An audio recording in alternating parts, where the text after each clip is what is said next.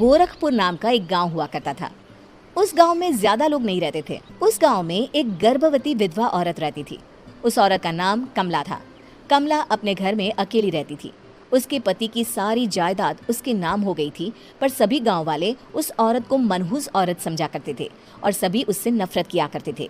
एक बार कमला राशन की दुकान पर खाने का सामान खरीदने जाती है। भैया जी, जरा 1 किलो दाल चावल देना।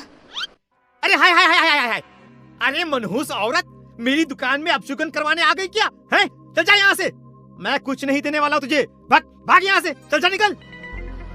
भैया जी ऐसा मत कहिए, मैं गर्भवती हूँ, मुझे खाने की बहुत जरूरत है, मुझे खाना दे दीजिए। दुकानदार कमला को वहाँ से धक्के मारकर भगा देता है। तभी कमला रोते रोते उस गांव के किन्नरों के इलाके में आ जाती है। गांव वाले किन्नरों को उसी इलाके में रखा करते थे, क्योंकि वो लोग किन्नरों को पसंद नहीं करते थे और उनके इलाके में रहने से मना करते थे।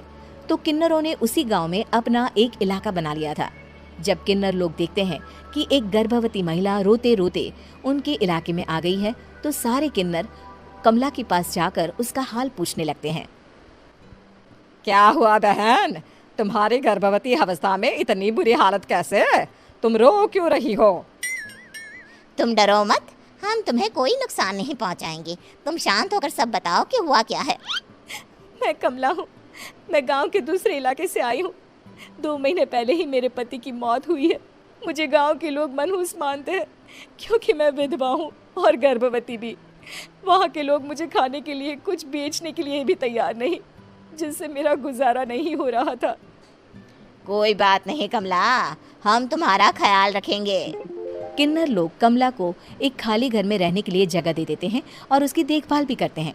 कुछ ही महीने बाद कमला अपने बच्चे को जन्म देती है, पर अफसोस, कमला बच्चे को जन्म देते ही अपनी जान गंवा देती है। जब सब किन्नर बच्चे को देखते हैं तो बहुत खुश हो जाते हैं, क्योंकि वो बच्चा भी किन्नर ही था। कमला ने एक किन्नर बच्चे को जन्म दिया था। अब इस बच्चे की देखभाल कौन करेगा? हम तो इस बच्चे को गांव के दूसरे इलाके में भी नहीं भेज सकते। और तो क्या हुआ, इस बच्चे की माँ नहीं रही तो हम इसे पालेंगे। अब ये हमारे इलाके में रहेगा, हमारे साथ रहेगा। फिर वो किन्नर उस किन्नर बच्चे को गोद ले लेते हैं, उसका नामकरण कराते हैं। उस किन्नर बच्चे का नाम शक्ति रखा जाता है। देखते ही देखते शक्ति बड़ी होने लगती है। उसके रंग रूप बहुत सुंदर थे। वो बहुत सुंदर किन्नर दिखती है।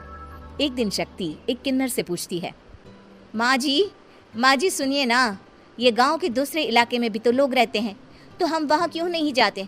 हम उनसे अलग क्यों रहते हैं? शक्ति, क्योंकि वो लोग हमारे जैसे नहीं, वो लोग हमें पसंद नहीं करते, इसीलिए हम उनसे अलग रहते हैं। क्यों? वो हमें क्यों पसंद नहीं करते? मुझे एक बार उस इलाके में जाना है, मैं एक बार वहाँ जाकर घूम कर आऊँ। शक्ति, खबरदार, जो तू उस इलाके में कभी भी गई तो अपनी जान नहीं गंवाना चाहती तो उस इलाके में कभी कदम भी नहीं रखेगी, समझी?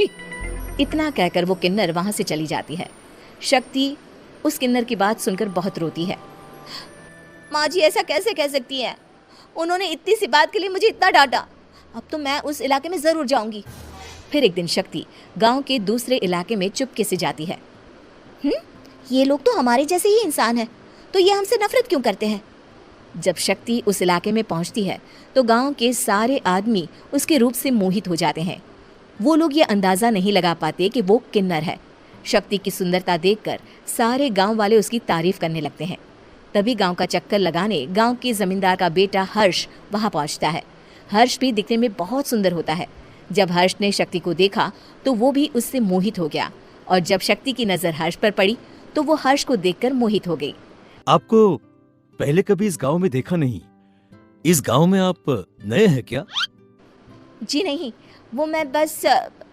तभी शक्ति बोलते बोलते रुक जाती है और मन में सोचने लगती है, अगर मैंने इनको बता दिया कि मैं दूसरे इलाके से आई हूँ तो वो समझ जाएंगे कि मैं किन्नर हूँ, इसलिए मुझे इनसे झूठ ही बोलना पड़ेगा।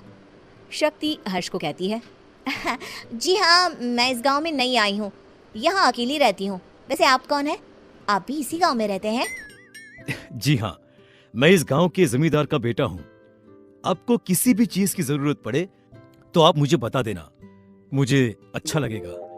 ऐसे ही शक्ति और हर्ष एक दूसरे से रोज मिलने लगते। वो दोनों अपने प्यार का इजहार करने एक दूसरे से मिलने जाते हैं। तभी शक्ति का पीछा करते करते एक किन्नर वहां आ जाती है। शक्ति, शक्ति, मैं तुमसे बहुत प्यार करता हूँ। मैं तुमसे शादी करना चाहता हूँ। क्या तुम मुझसे शादी करोगी? हाँ हर्ष, मैं तुमसे शादी करूंगी, पर मैं तुमको अपने बारे में एक सच्चाई बताना चाहती हूँ जो मैंने तुमसे छुपा कर रखी है। तभी उनके बीच में ही वो किन्नर आ जाती है। शक्ति, तेरी हिम्मत कैसे हुई ऐसा करने की? वो किन्नर शक्ति को खींचकर गांव के जमींदार के पास ले जाती है। हर्ष भी वहां शक्ति को बचाने के लिए पहुंच जाता है। जमींदार शक्ति और हर्ष के प्यार के बारे में सुनकर गुस्से में आ जाता है और शक्ति को गांव के बाहर निकालने की सजा देता है। शक्ति ये बात सहन नहीं कर पाती और कुएं में कूदकर अपनी जान दे देती है। जमींदार हर्ष की शादी गांव की एक लड़की से करवा देता है, पर हर्ष इस शादी से खुश नहीं होता। शक्ति अपना बदला लेने के लिए मरने के बाद किन्नर चुड़ैल बन जाती है। अब मैं इन गाँव वालों को नहीं छोड़ूंगी, अब इनसे मैं अपने प्यार का बदला लूंगी। किन्नर चुड़ैल गांव वालों को परेशान करना शुरू कर देती है। एक बार वो रात को गांव के खेतों में पहुंच जाती है और वहां आग लगा देती है। सारी फसल जल के राख हो जाती है। जब एक आदमी रात को उठकर देखता है कि खेत में आग लग गई है तो वो वहां पहुंच जाता है। वो देखता है कि खेतों के बीचों बीच एक किन्नर चुड़ैल खड़ी है और वहां खड़े होकर ताली बजा रही है।